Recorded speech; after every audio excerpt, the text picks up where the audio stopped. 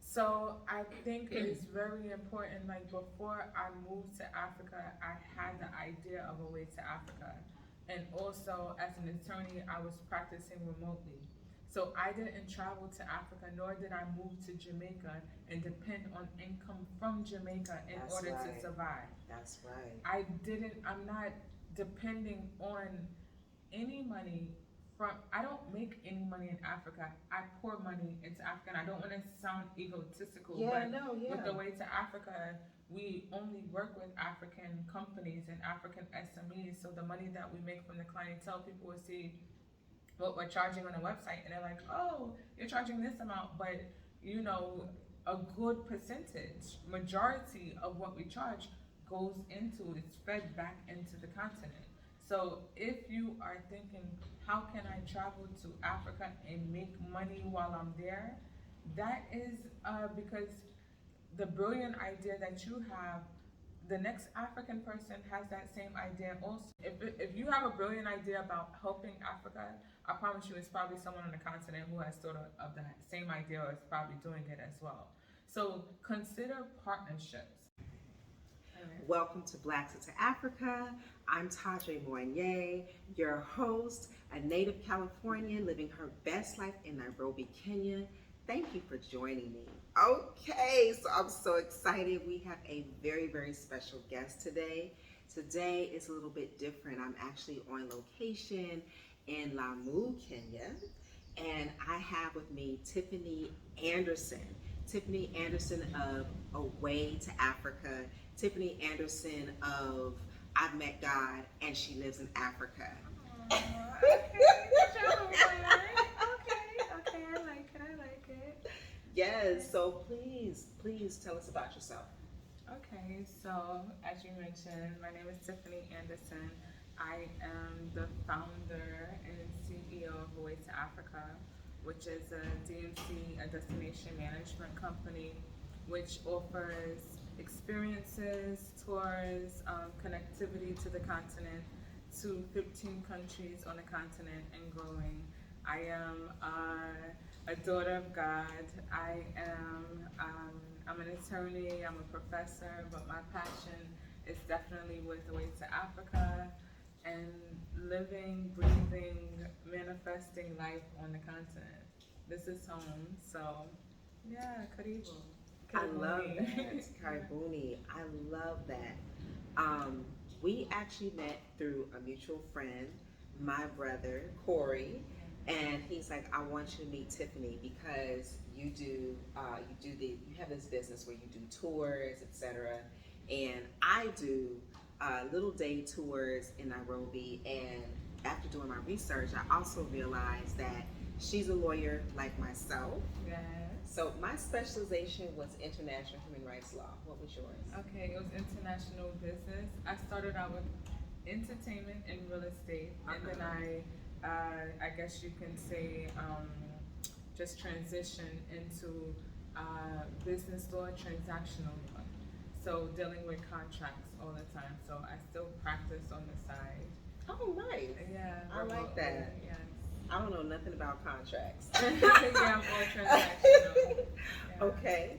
And what else do we have in common? Yoga. Yoga. So we yes. did yoga this morning Yes. together.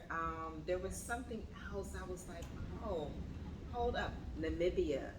So I did like 9 months in Namibia as a Peace Corps volunteer, doing teacher training and community development. And I saw one of your videos where you were actually in Namibia and you were with the Himba.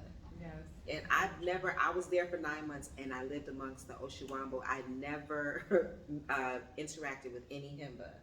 So what was that like?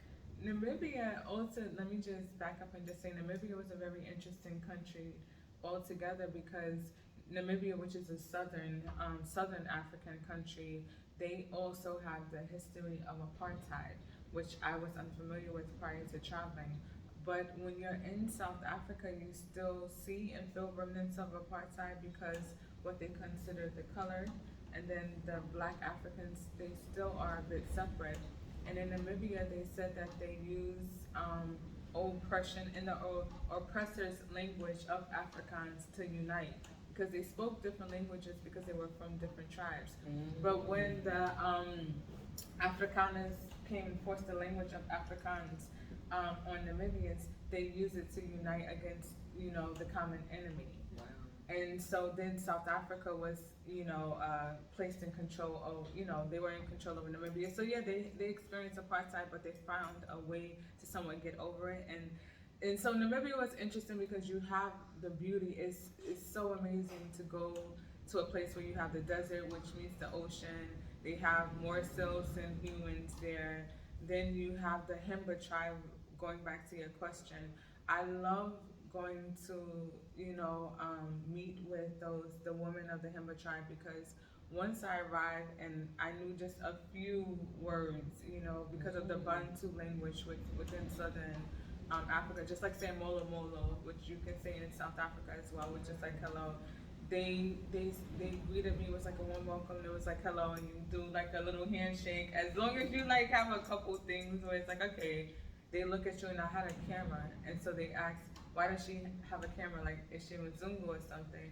And then my partner, tour operator, he said no, she has a company where she wants to bring more people like us to travel throughout the continent. So she's just documenting in order to get more people like us here. And from there, it was like, okay, cool. So when I went into and I learned, we played games together. They told me about the okra that they put on their skin. Obviously, when you have that experience, they'll invite you in their home. But it was more or less, this is a side story. So I have this thing about what I call drive-by shootings, which means you take a camera, you're on a bus, you drive by, you take a photograph of someone without connecting with the person.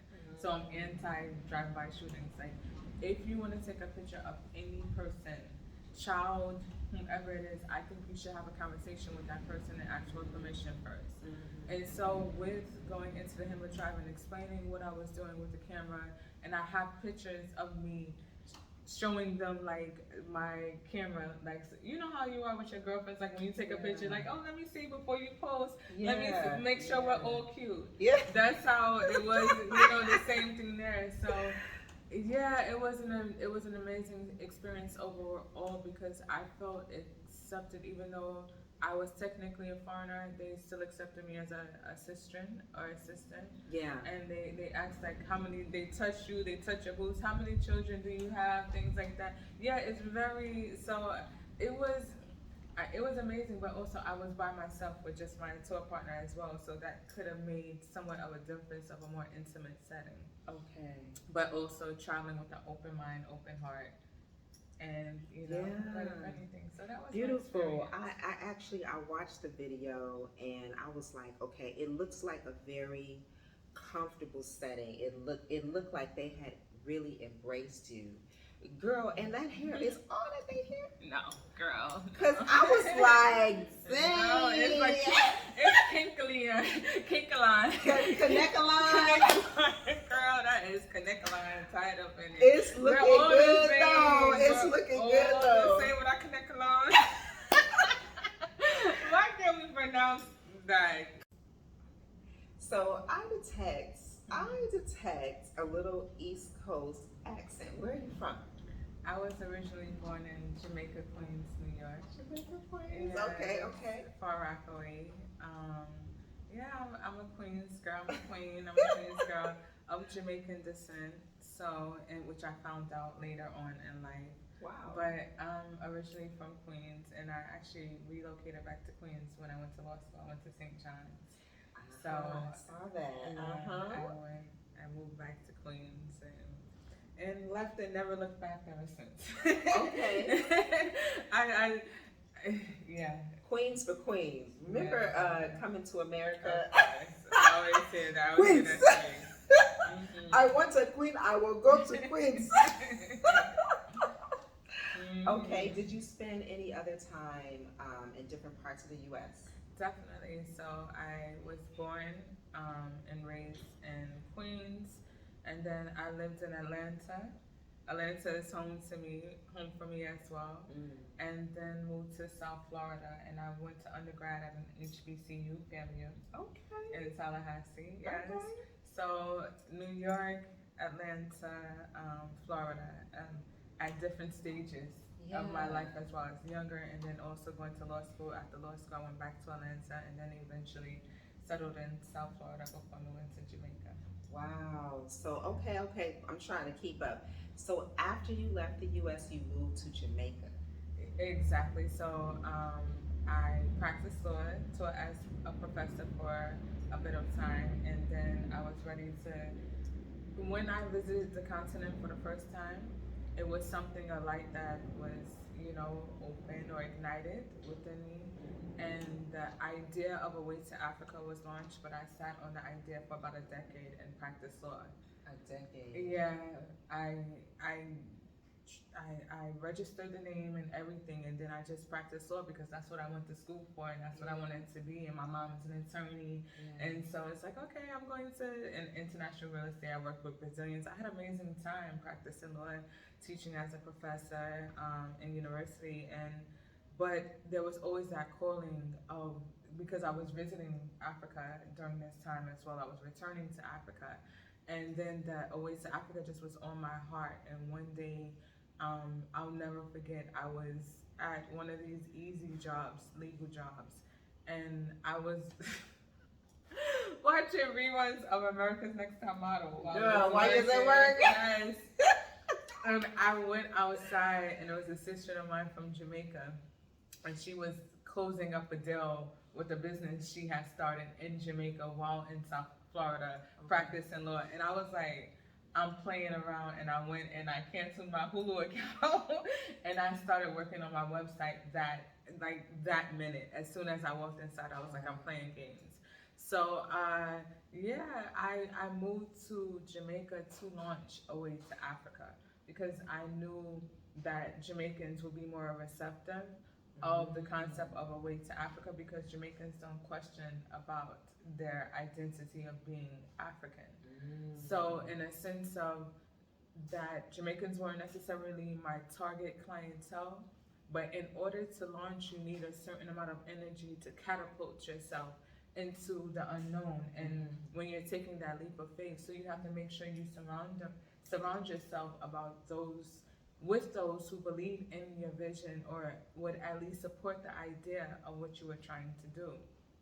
And so I moved to Jamaica, and I, through my ex, a wonderful, amazing guy who's a Rasta, and he was able to secure an investor. And I don't know if you know the reggae group Midnight. Midnight is my favorite reggae group. Bob Benjamin, hands down. It's funny because I was going to mention that to you during yoga. I felt like it's something to be like, because not everyone understands or gets Midnight. And so we brought them to Kingston, and we did a Way to Africa Presents Midnight in Kingston. And then we had other, from the reggae revival, we had like John Nine, Dre Allen, Jesse Royal, Kabaka touched the stage. So we had Luton Fire. We had a pretty amazing concert to launch A Way to Africa in Kingston, Jamaica. So that was the beginning of everything. That's when the website dropped. We actually picked up one of our first clients from the show. It was another young lady who I met randomly while getting my hair done from someone I met on Craigslist. And I met her maybe 5 years after I traveled to Africa, maybe 5, 6, 7. I told her about this idea. And she was like, if you start this company, I'll be your first client. And she would text me every month, did you put your website up? Wow. Did you start? And her name is Naya. Naya, she lives in Atlanta. She was actually the first client to sign up for the company, and she was one of the main inspirations for me to get things going.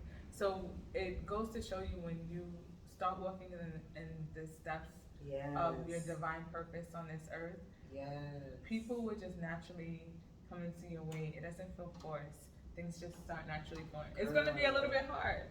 Don't get me wrong, but so. It's so interesting that you mentioned Bon Benjamin, because Me and my girls, like, we was the followers of Midnight. Like, we used to go to Really? Bucombe. I forget what day of the week it was. We would go to Bucombe, and You I live was in working DC? in DC. So they had a circuit. So they took over the Yeah. circuit that Ziggy Marley left. So they picked up that circuit in DC, which was like a college circuit See, somewhat. I don't even remember Ziggy Marley performing, but Yeah. yeah, he was my lover Really? for a time before I met my husband.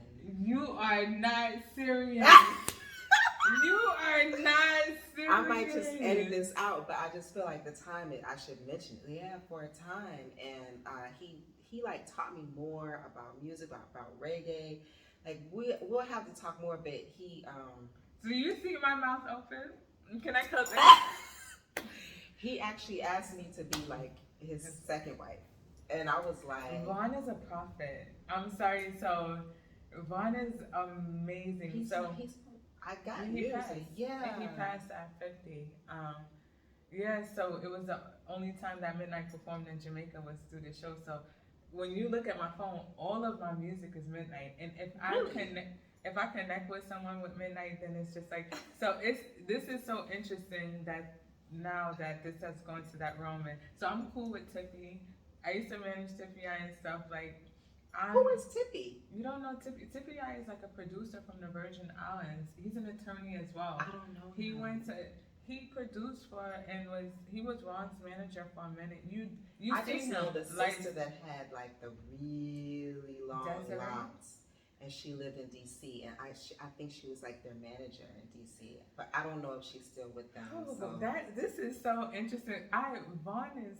For me, like Vaughn is like when I speak of Vaughn Benjamin, like Vaughn Benjamin is like highly rated in my books. And when it's interesting because when I find someone, I'll play like a few of my favorite songs, and then once I play it, if they catch on, because it's not necessarily it's more of a vibrational like chanting music. Like melodic music is not something that's catchy. You really have to catch the words and what he's saying because he was so intelligent. So when I find someone who can like pick up and understand a song or understand a wavelength or the energy or the vibrations of the song, then we'll have like deeper conversations. And I meet people like months down the line and they're like, look, I went into a trance where all I did was listen to Vaughn. And there was something that I was trying to accomplish, and I accomplished this. And I did this, and I did that by just focusing on Midnight in the words that they were saying, because Vaughn walked with his Bible. So anything was naturally flowing from the word, and so it's such power to speak and know of Vaughn and to be in his presence as well. So I know the company is blessed because that was the show that launched Away to Africa. Wow. We can talk forever. We'll talk offline. Yes, but I want to get into, you launched Away to Africa, and was it successful from the very beginning? It was supported from the very beginning. I was blessed. So the thing is, you have to understand that every step that you're taking is for a reason in your future that you may not understand. So I worked in business development for years when I was working as an attorney and also as a realtor with Brazilian real estate firms. I worked with an amazing CEO who was a brilliant entrepreneur, a young Brazilian guy, and only hired hot Brazilian women. I was the only non-Brazilian, non-Portuguese Black person in the office, and I was the only one on salary. Where was this? This was in Miami. Okay. This was in Miami, and I learned so many essential skill sets and characteristics of a successful entrepreneur by working as a right hand with this guy. His name is Cristiano Piquet. He's an amazing CEO and entrepreneur, and just like is focused, and so through my previous positions working as a business developer, when it came to launching and going to fetch my own food, I understood the process that the first couple years could be a bit shaky. but you're just aiming to continue going. And if it's something that you love and it's for the betterment of mankind, and you find a way to make money out of it, eventually it's going to come full circle. So you have to have those, the overlaying of those essential elements of life. Something you love, something that benefits other people, and something that can make you money. And that's when you no longer have a job. That's when you're doing what you love. You know. Yes. So Yes. So now yes. you are here. We are here Mhm. together in Lamu, Kenya, which is an archipelago off the coast of Kenya. Mhm. And how many countries have you been to in Africa? In You know? Africa, 17 or 18 in Africa. Okay. 17 or 18. And then you've also traveled around the world. I traveled. I wouldn't say it. A little. Okay. Because this is where I'm going with this. What brought you to Lamu? Why did you say Lamu is it for me? I didn't necessarily say Lamu was it for me. Lamu said you are going to stay here for some time, and everyone always says it's even going on Twitter right now. Lamu is where you come find yourself. Wow. Well, I wouldn't say that I found myself. I was in the process of finding myself for sure, but it was tourism.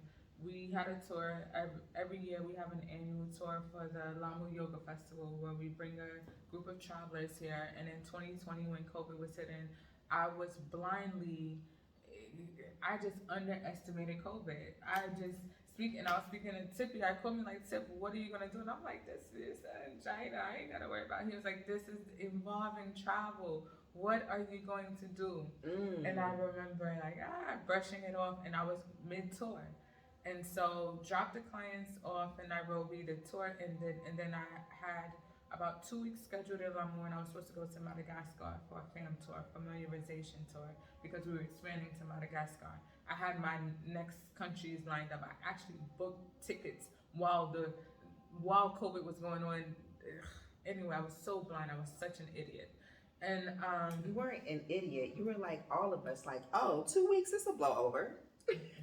I gave it so I had 2 weeks in, and then I've never traveled to Madagascar, and I was familiar with Lamu. So I was like, okay, I'll just stick it out here for a while. And the borders started closing. I was like, I'll stick it out here for 5-6 months. Why not? This island, I would love to. And also, I was thinking from a strategic standpoint, saying my life is in Africa. So, say for instance, if they close off countries in accordance to COVID rates, I knew Africa rates were going to stay low. So as long as I was in Africa, I would be able to navigate the continent. That's the way I looked at it. So let me just stay here on the continent in an island. And then I ended up meeting my ex-guy, maybe a couple days after the borders closed. Wow. And then that was it. That's all. Wow. Yeah.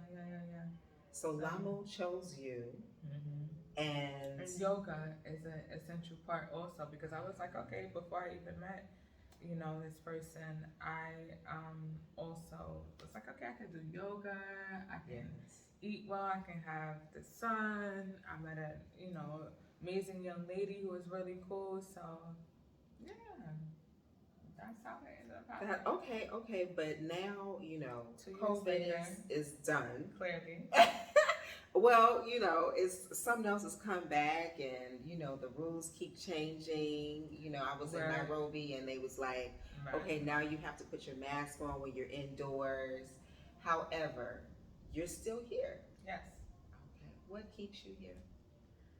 It's such an interesting question, because I don't even know how long I will be here. I'm actually, making plans to exit, which, Really? that's something internally, I'm not going to go too deep into. But Lamu will always be home. I have property here. I bought property here, a few pieces of land. So I'm going to build out and, inshallah, create a house for travelers to visit when they're here in Lamu, something extra special. Let's see what God has planned.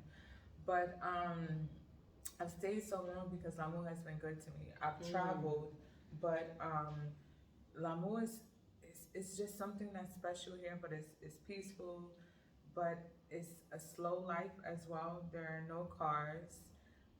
It's just donkeys, boats, bodas, and you just calm down, and you have an opportunity to look at yourself in the mirror, and those things that you maybe were running from, you will have to face. Or yeah, I just feel super at peace here. Yeah. It's close to the equator, so the gravitational pull is extra strong. So the tides, low tide, high tide, it affects the island.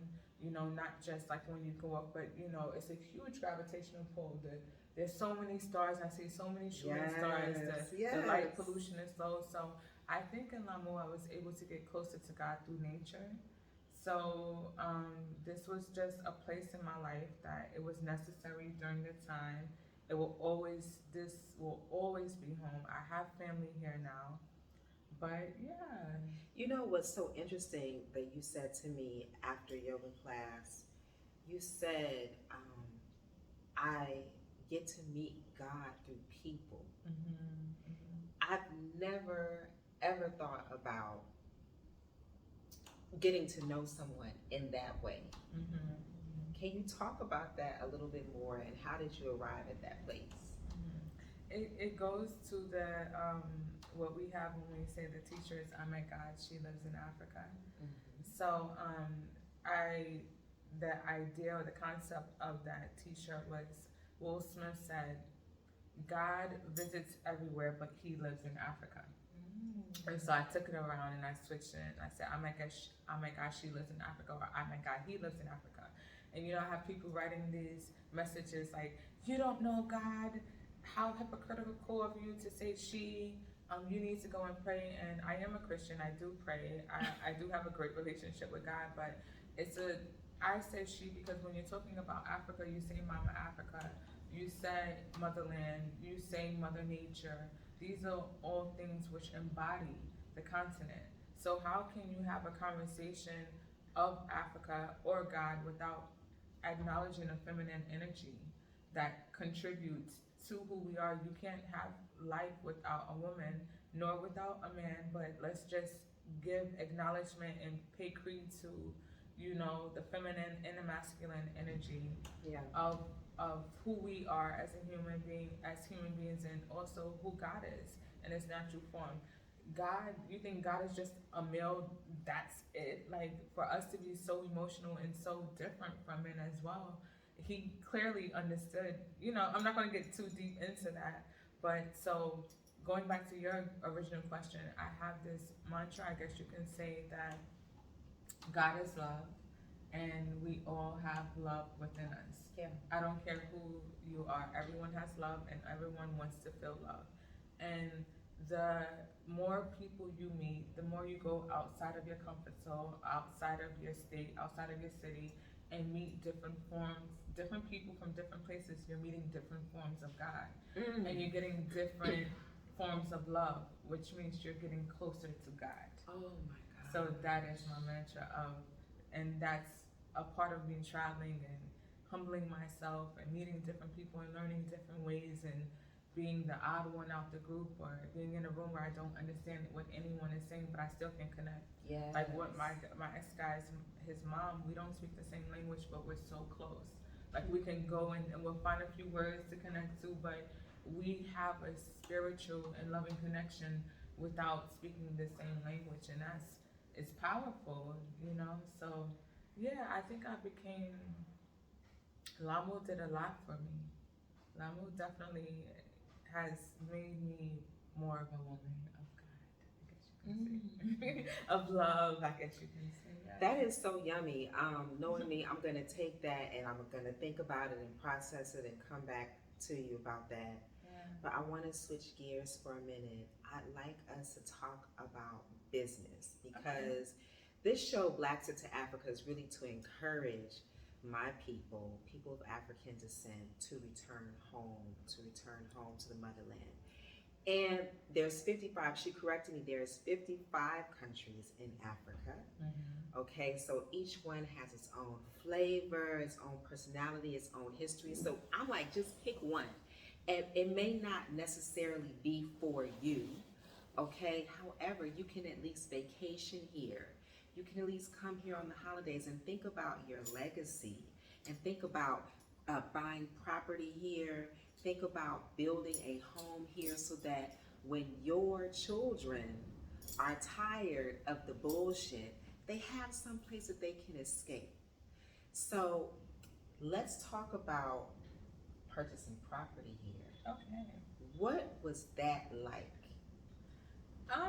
It was fairly easy, but that's because I'm here on the ground.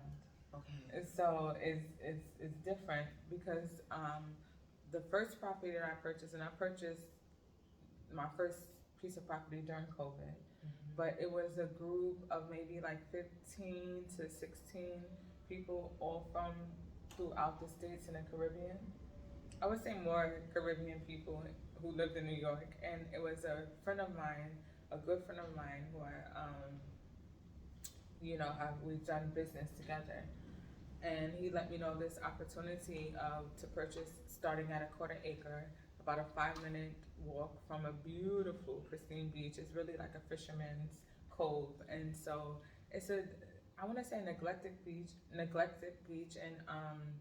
and close to, anyway, it's on the coast of Kenya, and he was like, okay, this is an opportunity, we're all going in, this is how much it costs, and it's payment plans. So I was like, okay, I'm always down for a good payment plan. So payment plan, okay, let me work this out. Yeah. So that's what I did. That's just what I committed to. So then, okay. Go ahead. So as a foreigner purchasing, we also we acquired a mutual attorney for the group as well. So if you're purchasing as a foreigner, you have to understand the laws, because sometimes you can't own the land right out. You get a 99-year leasehold, but you also know that at the end of the 99 years, you can transfer it over to a local person, and then they can transfer it back to you, and then the 99 years start over again. Oh. Or you can find someone, I don't know if you'll get married, or you can have a child here, and then you can put it in a child's name, and then, devise it to you. Or if you get a business, open a business, but opening a business, it's a bit more strict, because now you're talking about working in the country. But there are different ways to go about doing it. But I would say with all of my properties, I had an attorney, even when it wasn't necessary, or even when the seller said we can use a mutual attorney. I went, and as an attorney, I know you need an attorney.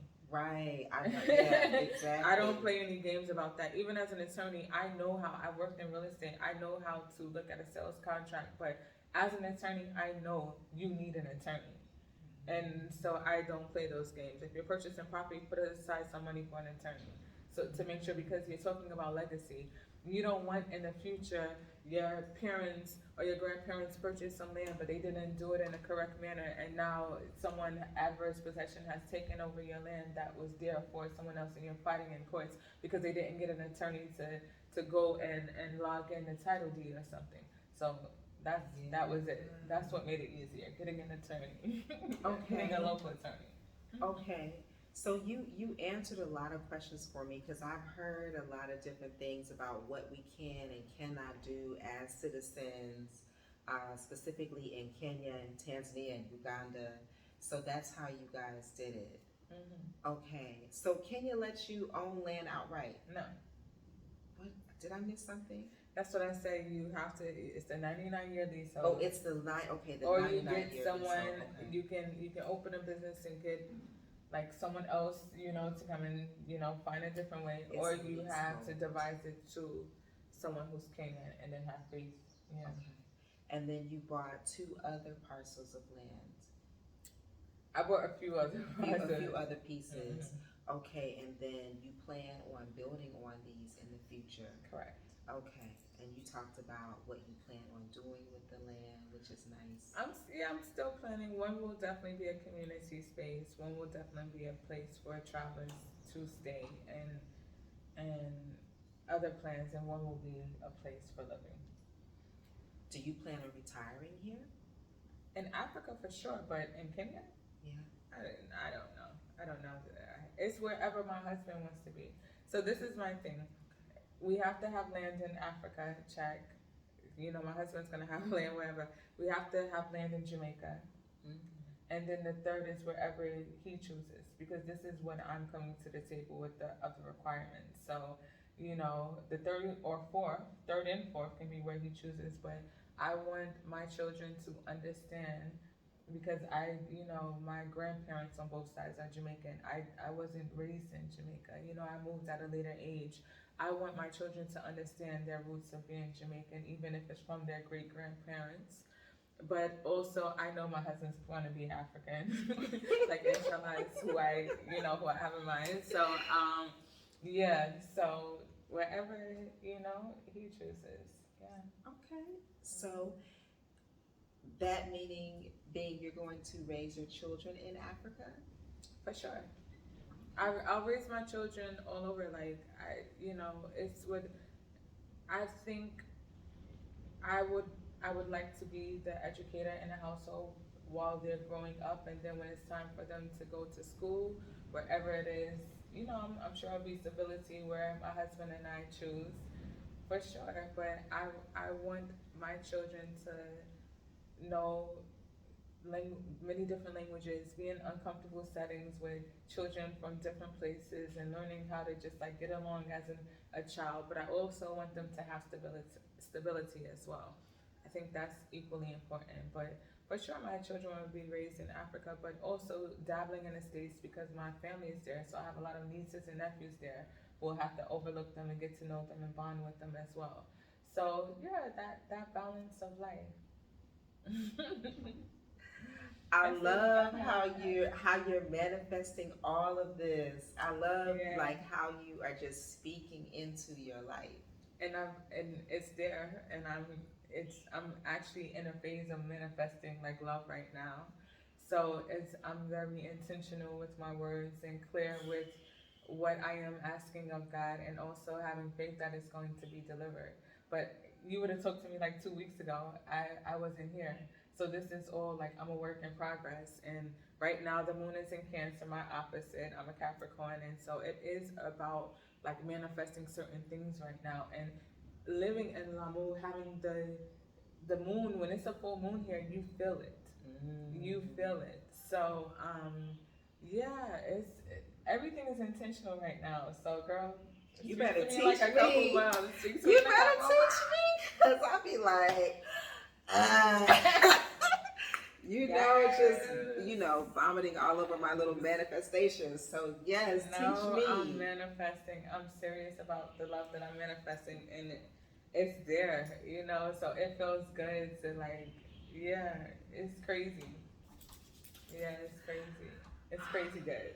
Okay, so talk to me about doing business on the continent. Yeah, because again, we're talking to people who are considering relocating, repatriating back to the continent. You've been to 18 countries, right? I think it's 17. 17. It's okay. I mean, around about. But you've been in Kenya for 2 years. Yeah, consistently. Yeah. What has it been like doing business here? So I would say doing business on the continent. So going back to the idea of repatriation. Repatriation, I think, is such an interesting term, or an interesting concept, because people say, okay, I'm going to relocate back to Africa because we are all Africans. This is home. But you also have to have a plan. You cannot repatriate without visiting first. So the whole idea of moving back to Africa, I don't know if you did that. Did you just travel to Africa and you never left? No, I had. Okay. But I didn't really have much of a plan. I'm gonna just be honest. But I had visited. I had visited before. I could. Yes. Yeah.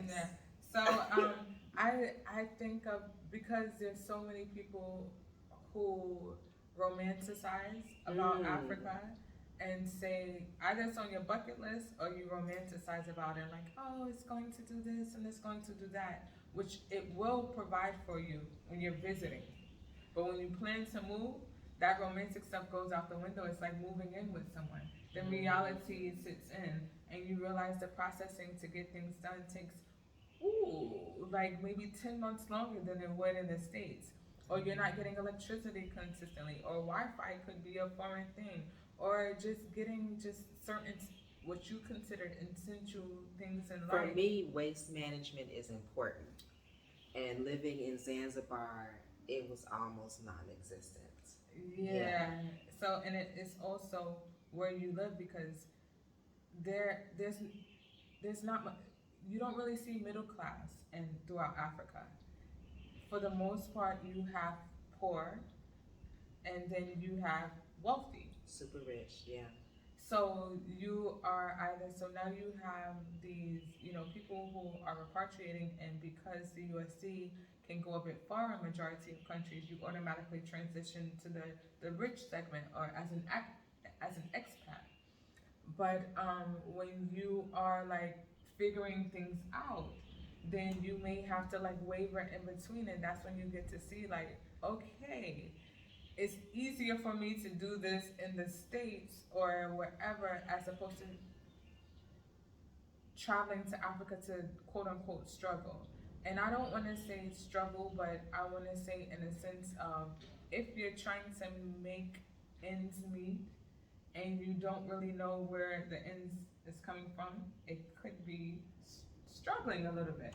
No shade. I've struggled in life, Yeah. So I think it's very important. Like before I moved to Africa, I had the idea of a way to Africa. And also as an attorney, I was practicing remotely. So I didn't travel to Africa, nor did I move to Jamaica and depend on income from Jamaica in That's order right. to survive. That's right. I'm not depending on any money I don't make any money in Africa. I pour money into Africa, and I don't want to sound egotistical, but with the way to Africa, we only work with African companies and African SMEs. So the money that we make from the clientele, people will see what we're charging on the website, and they're like, "Oh, you're charging this amount," but a good percentage, majority of what we charge goes into, it's fed back into the continent. So if you are thinking, how can I travel to Africa and make money while I'm there? That is because the brilliant idea that you have, the next African person has that same idea also. I think it's just the resources that's maybe not there. So this is why I think it's a good idea to visit the continent also, because if you have an idea where you can possibly make money from the continent, connect with someone on the continent who's already doing that thing or has that in mind, and they just have a few pieces that is missing from the puzzle in order for them to launch successfully as a company. Maybe it could be distribution, or maybe it could be how much they're paying in their supply chain, where you can assist with getting more feasible quotes. So your brilliant idea that you have, I promise you, someone has on a continent. If you have a brilliant idea about helping Africa, I promise you, it's probably someone on the continent who has sort of that same idea or is probably doing it as well. So consider partnerships as opposed to coming to save the continent if you're looking to make money from the continent. That's my advice on business. I like that. I like that. I am a freelancer, and I also have a couple of other enterprises happening. Um, but for the most part, I haven't made my bread and butter from the continent. My clients are in the United States, or they're foreigners.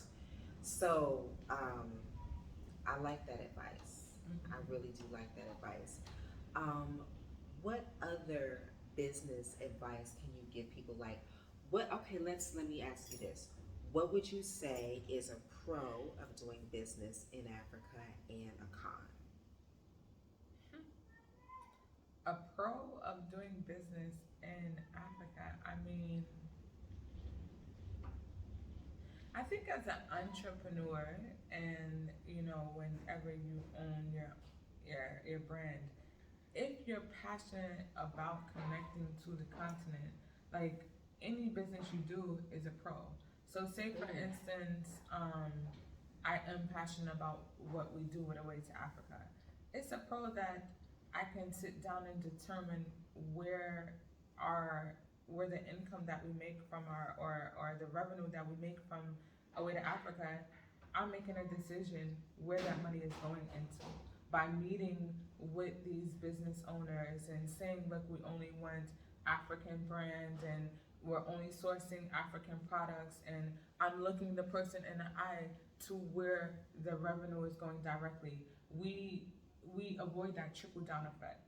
So that is a pro that I get to look the person across, and like amazing innovators and business owners and hoteliers who are young Africans doing it. Like you go into Josie, you'll get your head knocked up. Like how even Nairobi, it's just high. Even from a tech component, is so in a sense of that's a pro of looking across the table and knowing that you're doing business with a fellow African who is further developing their community. A con is, I mean, there's so many cons with doing business wherever you are. Yeah, wherever you are doing business genuinely. I mean, what is a con? But you did touch on how things typically move a bit slower. Yeah, I guess you can say that. But I'm blessed. This is our 6th year. I guess you can say also, depending on, because we're incorporated in South Africa also, and the States. So South Africa, our incorporation is a bit younger, but we develop relationships, and we've had our trial and tribulations where we've partnered with tour operators, because everything at the end of the day lies on our partner tour operators. We bring in the clientele, we warm the clientele up to the idea of traveling to Africa. We provide all the documents, we provide the logistics, we help with the flights, and then everything boils down to them arriving into Africa. And that is the warm welcome from our partner tour operators. I'm not going to lead you on a tour. That is someone from Africa, from that location, who's going to welcome you into their space.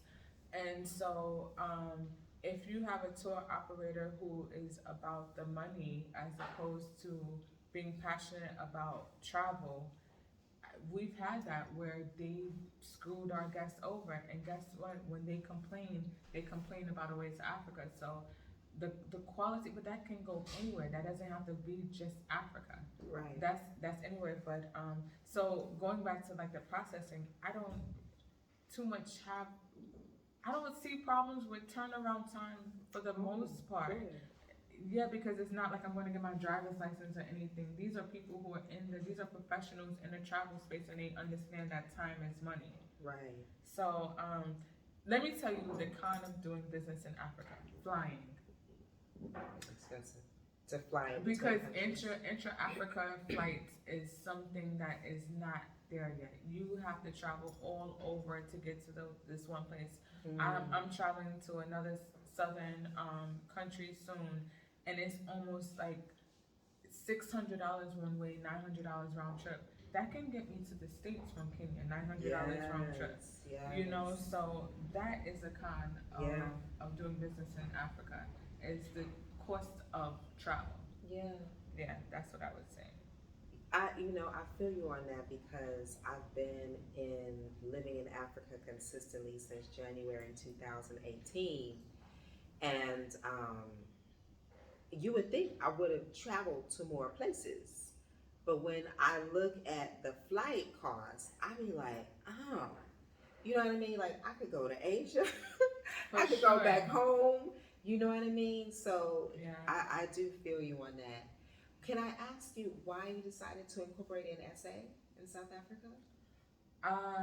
Cape Town more specifically, because you wanted, if I'm operating, with business on the continent, you want to be an African registered business. Cape Town, South Africa was my first introduction to the continent, and I have like family ties there as well. So, I was spending a considerable amount of time in Cape Town before I started spending time in Johannesburg. But South Africa is definitely a hub on the continent. South Africa, Nairobi, Lagos, or Accra is definitely a hub. So I thought, yeah, Cape Town or South Africa was more like another version of home for me. Would you consider yourself to be a nomad? Unwillingly, yes. Because I feel as if I'm in the phase where I just want to nestle. Like I'm feeling very maternal right now, very homely in a sense of that's what I'm manifesting. So yes, I am nomadic, but I think I'm ready to. I think I'm going to be an adult nomad. It's because like I'm like I want to have a place here and there, maybe at months at a time instead of living out of a book bag. I no longer want to live. I want to have homes in different locations where I have my clothes hanging in a closet. Yes, that's Yeah. my dream. That's been my dream, like for over decades. Just have a small cottage in all of my favorite places around the world. Mm-hmm. Yeah, and I totally get the nesting thing because I guess I call myself a slow traveler. You know, so where I go to places and I like to like get to know the culture and just really like get in there. But most of my stuff was in boxes in the U.S. I have storage I pay for every month for the past like 6-7 years. I have storage in the States. See, and every year it's my goal to get rid of that storage. And I know what that's like. Fortunately, my storage unit was my dad's garage. Okay. And then when he left, because he was like, my girls are gone, I'm leaving. When he left, he put our stuff in storage. Okay. But I had this desire to nest. I had a desire to be in a space where the furniture was my own, where, the neighborhood was a place that I had intentionally chose. I wanted to put down roots, and I chose Nairobi, and I really had a fun time, selecting my curtains and my interior, my accoutrements, all of that stuff. Making it home. But before that, I was doing Airbnb. So when you talk about a plan, like I had a little bit of a plan. Like I had my unemployment insurance, I had my severance check. But beyond that, I didn't really have to. I was gonna live. But you had cushion, so you didn't blindly walk. No, I didn't just get up and go. Yeah. I didn't just get up and go. But there's levels to it. Like there's levels to planning. I happen to be someone who really goes with the flow, and I really don't plan a whole lot. There are other people who are just like, no, you need to have insurance, you need to have all of these things. Yeah. But I believe that Jah will provide, and Jah did provide. I'm not saying I didn't struggle. I was writing like nonstop just to keep a roof over my head. And there were people who was just like, you good? Let me help you out, and I'm so grateful for those people. But I feel you on the nesting piece. And so let me just go back to, housing. There are people who were just like, they like to have, 6 months up front. And you need to have that. I never had to do that. I would look for Airbnb that I liked, and then I would negotiate, multiple months. That's how I did it when I was going back. So before I moved to Lamu, I had a place in Jamaica, and when I was in Africa, I would Airbnb it out because it was like in the mountains, really nice studio. Like you walk out and there's Blue Mountain. So I had my place, and then but when I was in Johannesburg, I had one particular apartment I would go to all the time, and the girl who owns it, actually we work together now with the Way to Africa. So I would rent it out for long periods because it made it feel more like, okay, I can relax because I'm here for like a month or so. So Joburg was that place I would go to before I moved to Lamu. And before Joburg, where were you?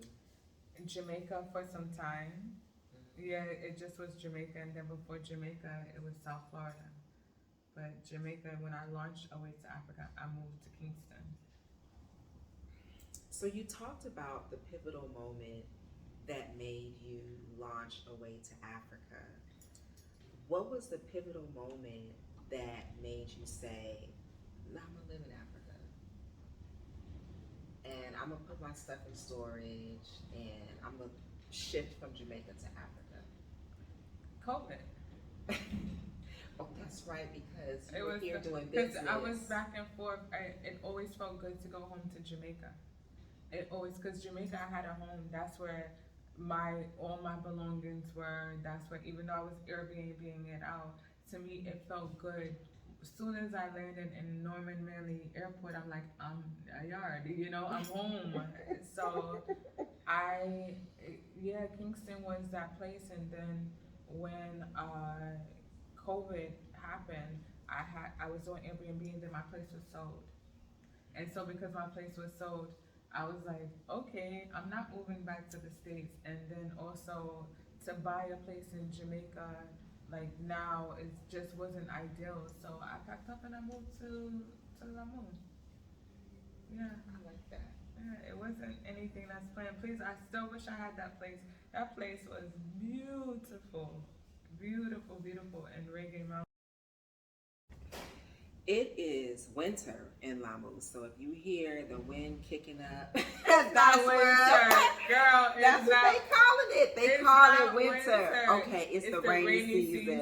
It's the rainy It's season. not winter. But it's their version of winter, so it's been a little cool. I haven't even really been able to get in the water like that. It is But- not winter, but it is rainy season, and you have to understand the different seasons of Lamu, because if you arrive to Lamu and it is rainy season, you will be highly disappointed, because there's a river that joins into the sea. And so if it's raining, like in any village or whatever, the mud flows into the river, which flows into the sea. So right now the water is brown and cold, and it's the opposite of the Kazi Kazi. The Kazi Kazi flows one way, but now the wind is coming from another way. And so it's not weather that you go outside and enjoy now, but it's not winter. It's better to listen. It's still like 80 degrees outside. Let me tell you It's just something. raining. Let me tell you something. Winter in Lamu is better than winter in Nairobi. I was like, I just need to go. I need to leave. Like, it's more cloudy. It's just more dark. I was getting depressed. It's like Nairobi's like London to me. It's always cold and dark. It's not always. It's 78% of the time. Well, okay. She's sold on Lamu. She's I'm, sold on Lamu. I'm anti-Nairobi. I can't lie. I'm not a fan of Nairobi. Really? I don't really love metropolitans too much. Okay. Yeah. I like small cities. Mm-hmm. I like having access to the amenities that a city provides. Okay. But I don't like to be I like to be like CBD. Yeah, in the city. I'm in it, but I'm not of it. So I live in a really quiet neighborhood, and when I want some city action, like Black Coffee comes to town. Oh, did you go see I Black did. Coffee? I love it. I was so jealous. Yes. I was so jealous. Yeah. So, but the moral of the story is fine. Get in where you fit in. That is true. But I do want to talk to you. Like, would you recommend that people find their way to Africa and resettle? What's your take on that? Definitely, yes. Definitely visit first and see how you connect with the continent, because I think the continent speaks to some people, and to other people they don't. And the people whom the continent does not speak to, you already know in your mind you don't want to move here before. And that's why the continent doesn't speak to you, because your heart and your mind isn't open nor receptive. But I think if you have that little inclination in your stomach or in your heart, or you're just inquisitive about what the continent has to say to your spirit, I think you should visit first. And this is a place I would call it home. So I definitely across the board would say, if it's on your heart to visit the continent, you should. If it's on your continent to move, if it's on your heart to move to the continent, visit and see what that's about, because you must listen to that voice within. It's not any random evil voice like, go to Africa. No, it's like, come to Africa. We welcome you to Africa. So across the board, I would say yes. Like, if you feel it in your spirit, something is moving you, remove the roadblocks. Oh, I can't. Oh, visa. Oh, COVID. Oh, that's why we we have companies like this where, you know, we can assist you with transitioning. So talk to us more about your company, the tours that you offer, what you do, because I do recall reading on your website that you are actually expanding into helping people come back, resettle. So we offer luxury and business tours. Okay. Right now we have tours in 15 countries on the continent. We try to have tours based off of a theme. Like we have right now we have a tour going on in Tanzania, however you pronounce it, and Zanzibar. It's the Great Migration going on now. With the what's So you have the animal? What's the animal called? you have the Not the boars. What are those things called? no, what they did, it just like slipped my mind. It's such Wildebeest. the wildebeest So you migration. have millions, you have millions of wildebeest who migrate from Tanzania to Kenya for migration. No, for mating purposes. They said the grass is greener, so apparently the grass is greener on the other side. So because of the green pastures, it's good for mating. So yeah, we have that going on. We have a goddess tour that we have in Lamu and Zanzibar, Nairobi, Lamu, and Zanzibar, and it's for you know, empowering women, making sure we're balanced with our mental, spiritual, and physical health. We have our popular Ghana December tour for Afrochella, and then you can extend for Benin and Togo. We have Morocco. It's a Saffron, Haram, and Talasso tour, which it includes 3 massages, and you go to a wine vineyard and things like that. We have New Year's Eve in South Africa and Zanzibar. So we have Namibia. We have it's a jazz festival in Namibia where we offer the Namibia tour for.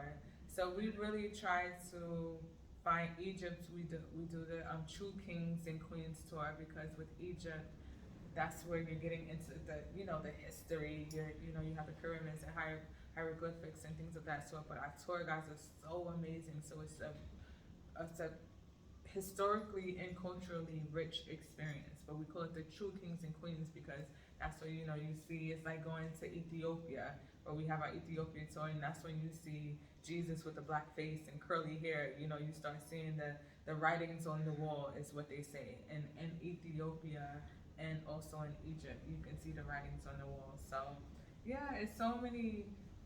I say anything you can think of doing in Europe, in Dubai, you know, you can find on the continent. Like we're expanding to Lesotho. Lesotho is a landlocked country in South Africa, and they have this thing called Afro-Ski, where they have a skiing experience, a pop bottle skiing experience, like every year, where you do skiing in the mountains. You rent a cabin, and there's music on the piano. What's pop bottle? It's pop bottle is the name of the event. Afro-Ski pop bottles. Like it's an amazing time. But they are actual skis. They have slopes. Lesotho is like one of the I most know, but you range. said pop bottles, so I'm thinking. If you drinking and then you're skiing. Oh, pop bottles, like pop bottles. Yes. Okay. What did you think when I said pop bottles? Like soda pop. Girl, no, bubbly, champagne. Okay, champagne. Okay, but I've been to a lot of these places that you mentioned, and what I like about your experiences and what you plan is that I haven't done these things that you mentioned. So I love that. Afrochella? I have not been to Afrochella, but I went to school in Ghana before there was Afrochella. Yeah, but Afrochella is a vibe. I have to go, and I said, me and my girls, we said that because we all met in Uganda.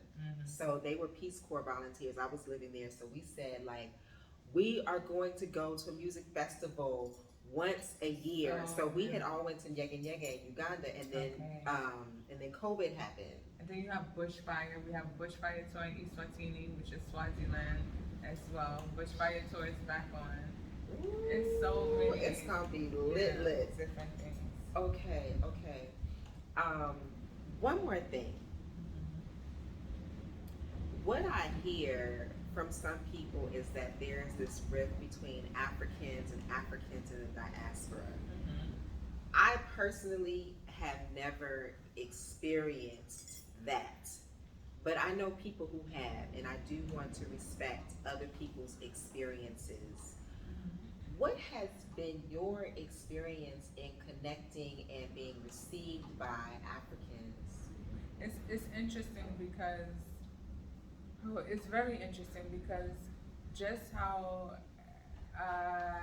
Africans in America, I don't like the term African Americans, so I say Africans in America, or you can say diasporans, have a preconceived notion of Africans. So do Africans have preconceived notions of African Americans? Because how do you know about where do you contrive, or where do you get your perception of how you view Africans if you haven't? It's either the Africans you met in the States, or it's what you see online. And so it's the same thing for Africans on the continent. It's the few Africans from the diaspora who they met on the continent, or from what they see on TV. So let's look at it from the lens of an African on the continent. A lot of travelers throughout the continent are Europeans. It's only recently, within the past 5 to 8 years, I'm not even gonna say 10, 5 to 8 years, where you have people like you and I who started relocating and offering a wider perspective of how you view, Black women from the States. I remember when I was going to Ghana years ago, probably at least like 7, 8 years ago, and I went to meet the person who I was going to link with, who was going to take me around. And they were like, "Oh, you're from New York. You're not loud and ghetto like the people in Love and Hip Hop." And I was Stop. "Oh yeah, for sure." And so I was like, "What?" And it's like, "Yeah, you said you were from New York, so you thought you were going to be loud and ghetto." And when you think of TV shows that represent Black people in the States, it's Love and Hip Hop. It's all of these VH1 ratchet ass series that we all watch, even in the States, for entertainment. But it's syndicated out here on the continent as well. That's why you see so many artists who were like mimicking also the American rap lifestyle and things of that sort. So the perception that they have of a lot of Africans in the diaspora is only from what they see on TV, or because it's a limited amount of travelers who are traveling the continent. A good percentage of travelers, not all, some are well-rounded and grounded. We're getting more people like that, but before it was people who just had money, and people who have money who are not really connected to the people.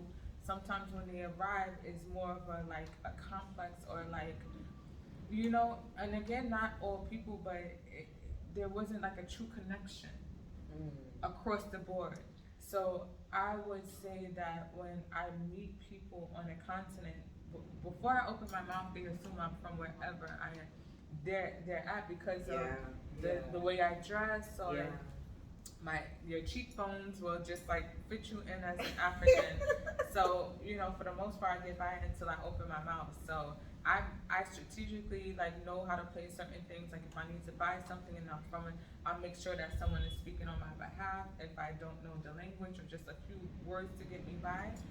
But also I fall back on that I'm of Jamaican descent as well. To be honest, and I have good friends are Jamaican. They're like, "You're not really Jamaican, and you wasn't born in Jamaica, and da da da." But you can't tell a Chinese man born in the States that he's not Chinese. That's who their roots are. So I walk with that Jamaican card, and that's honestly what helps me get through. Okay, all right, well, she's not only American, but she's of Jamaican also, and Jamaican breaks barriers throughout the world. It does. And it's of "Oh, Bob Marley, oh, you have marijuana, oh," so everyone's always asking. It's so funny. Everyone, wherever I travel, they think I have a bag of ganja in my back.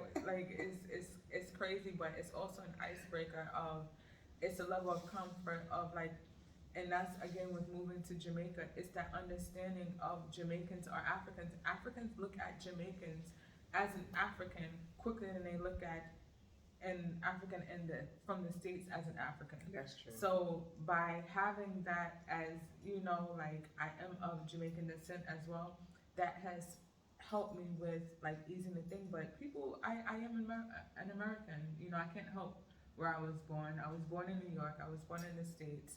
That's where my roots, you know, is. And I think once people get to know me, then it's like, okay, she's cool. And she's not just like you can't just come and test her for money. You can't take her for idiot. You know, so I think also is how I move within the space that I'm in, you know, and adapt how I adapt to the community as well. So from face value, sometimes people will try to play me, and then I'm just like, I'll just walk away. Like you can't test me. I'll just walk away. If it's, say for instance, if I'm going somewhere, and this happens even in Jamaica. If I'm going somewhere, I know the price. I get it if you want to have a little markup, but from the time you double the price, I won't even come back to you because I know, or you double triple the price, I know that negotiating with you is going to take too long to get down to its initial price. So I just walk away because I'm always like aware of what's going on. I try to make myself aware as possible with prices, with things like that beforehand. So if I know you're starting to go so far, like I just walk away from you. So if I understand you, and then by the time they finish the conversation, it was like, oh, you're from our tribe or something because you negotiate, but that's my attorney skills as well. I know how to do the fake, the pivot and walk like, okay, this is not working out. I'll see you later. I don't need this item. Okay, sis, what is it? What is it that you can do? What can you do? You know, so yeah, the perception is tainted just how it's both ways. It's a two-way street of the misconception of how we view one another. I would say ditto on all of that. The interesting thing about claiming another place other than the U.S. is it does open doors a bit. Because of my hair, people are just like, Rasta, you know, you're from Jamaica, you know, all this stuff. And then they love like the dance hall music, etc. And then it's also like, okay, well, you're from Jamaica, so you live like us. You know, your lifestyle is similar to ours. I don't know if they even understand that the lifestyle really is. They watch the videos. They watch the music videos. But I don't claim Jamaica. Okay. I don't claim Jamaica. What I will tell people if they're insistent on like another place other than the U.S., I say Senegal and Cameroon. Okay. Because that's where my DNA is traced to. More specifically, Senegal. Mafa and Mende, which most of those people, the Senegal are throughout West Africa, but they're predominantly in Senegal. So I find that people just want a place that they can hone in on. Yeah, it's true. But also, you know how they say in Jamaica, what they say, "Little Batalawa," is that Jamaicans dominate so many different industries, from sports, from music, you know, the food, the ganja. It's also the friendliness. I think Jamaica is known to have like a welcoming nature. You know, so and everything is like easy, no problem. Like, so I think I'm not sure if they even understand the simplicity, the comparable simplicity of lifestyle, more or less like knowing Bob Marley, knowing Usain Bolt, like knowing different components of Jamaica, which that's what makes it. And then it's, I think with the Rastafarian culture and a sense of everyone is welcome and everyone is loved, and everywhere you go you can find a Rasta community as well. So I think it's the welcomeness and just like the loving nature, which is kind of weird to say like the loving nature of Jamaicans, but Jamaicans, as hard as they are, they're just as easy, you know, like already, you know, no worries. So I think it's a combination, but it's funny because the lifestyle is so similar and we just don't know. Yeah, it's true. So where can people find you? Everything is Away to Africa, AWAYTO Africa. Our website is awaytoafrica.com, our Instagram, Away to Africa, Facebook, Twitter, email info@awaytoafrica.com. Yeah, that's consistent. Of course, I'm a little bit behind the scenes. I guess you can say, but you know, we have a good team that makes the brand what it is. Well, Yeah. thank you. Thank you, Asante. Thank you so much. Yeah. Wasn't she wonderful? Mhm. Get your butts to Africa. Yes. Well, that is it for today. I hope that you are inspired to relax it to Africa. Please share with your friends. Ta-ta for now.